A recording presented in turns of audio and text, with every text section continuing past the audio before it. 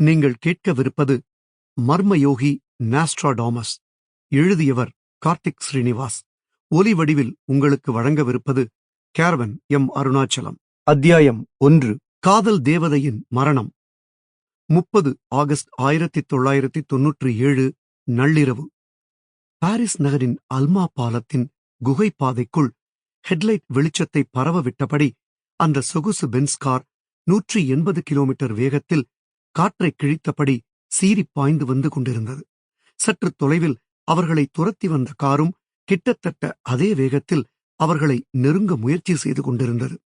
கண்ணிமைக்கும் நேரத்தில் முன்னால் சென்று கொண்டிருந்த பென்ஸ் கார் குகை பாலத்தின் 13வது விளக்கு கம்பத்தில் தாறுமாறாக மோதியது.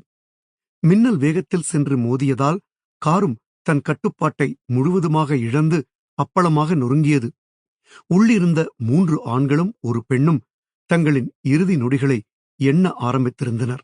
அடுத்த நாள் காலையில் வெளியான அந்த பெண்ணின் மரணச் செய்தி உலகையே கண்ணீர் சிந்த வைத்தது. பிப்ரவரி 24, 1981. அந்த வருடத்தின் உண்மையான காதலர் தினம் அன்றைக்குத்தான். ஏனெனில் அந்த ஜோடி அன்றைக்குத்தான் தங்கள் காதலை வெளிப்படையாக பரிமாறிக்கொண்டனர். அந்தச் சமயத்தில் இந்த உருண்டை வடிவ பூமியே காதலுக்கான இதய வடிவில் உருமாறிவிட்டதோ என்பது போன்ற தோற்ற மயக்கம் அவர்களுக்கு. வளிமண்டலம் எங்கும் காற்றுக்கு பதில் காதல் நிறைந்துவிட்ட உணர்வு. ஒரு காதல் உருவாகும் போதும் பகிரப்படும் போதும் காதலன் காதலியின் கால்கள் தரையில் பாவாமல் மிதக்கலாம். ஆனால் இந்த ஜோடியின் காதல் விஷயம் வெளியில் தெரிய வந்தபோது உலகில் பலரும் ஏதோ தாங்களே காதல் வயப்பட்டது போல மயக்கத்தில் மிதந்தார்கள். அவர்களுக்காக இவர்களும் கனவு கண்டார்கள். அனைவருமே இந்த காதல் ஜோடியை மனதார விரும்பினர், வாழ்த்தினர்.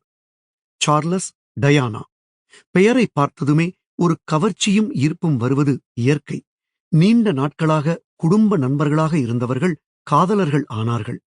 அதே ஆண்டு ஜூலை 29 இளவரசர் சார்லஸ் டயானா திருமணம் வெகு விமர்சையாக 20 லட்சம் மக்களின் முன்னிலையில் லண்டன் செயின்ட் பால் கதீட்ரல் தேவாலயத்தில் கோலாகலமாக நடந்தது. டயானா ராஜவம்சத்து பெண்ணாகவும் ஒருங்கிணைந்த பிரிட்டிஷின் இளவரசியாகவும் மாறினார்.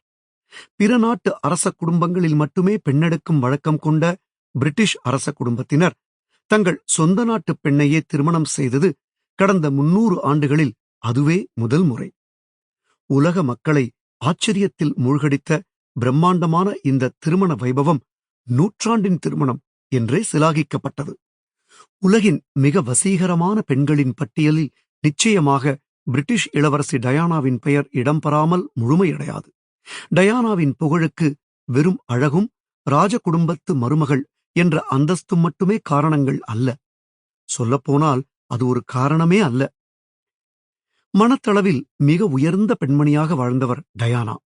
அவரது சமூக சேவையும் நோயாளிகளிடம் அவர் காட்டிய கனிவும் ஆதரவும், நிலக்கண்ணி வெடிச்சுரங்கங்களை எதிர்த்து அவர் செய்த சர்வதேச பிரச்சாரமும் உலக மக்களின் மனத்தில் 2ஆம் அன்னை தெரசாவாகவே அவரை அடையாளம் காட்டியது. ஆனால் அவருக்கு அந்த பயணம் நீண்ட நாளைக்கு நீடிக்கவில்லை என்பதுதான் வேதனை கலந்த துயரம். அடுத்த ஆண்டே அந்த பிரபல ஜோடி பிரிட்டிஷ் அரியணைக்கு ஒரு ஆண் வாரிசை பெற்றெடுத்தனர். ஆனால் சார்லஸ் டயானா என்ற பெயரில் இருந்த அந்யோன்யம் அவர்களின் மனவாழ்வில் அதிக நாள் நிலைக்கவில்லை. முதலில் தங்களின் மனக்கசப்புகளை அந்தரங்கமாக வைத்திருந்தவர்கள் பின்பு கொஞ்சம் கொஞ்சமாக வெளியிட ஆரம்பித்தனர்.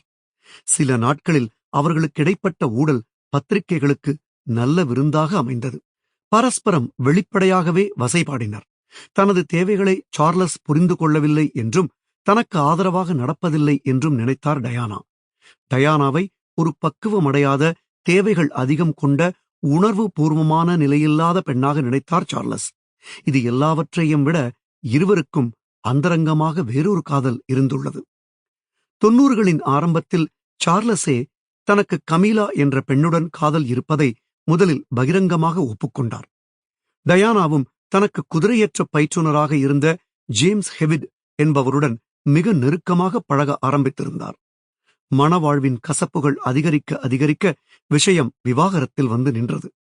சென்ற நூற்றாண்டின் பிரபல Sample complete. Ready to continue?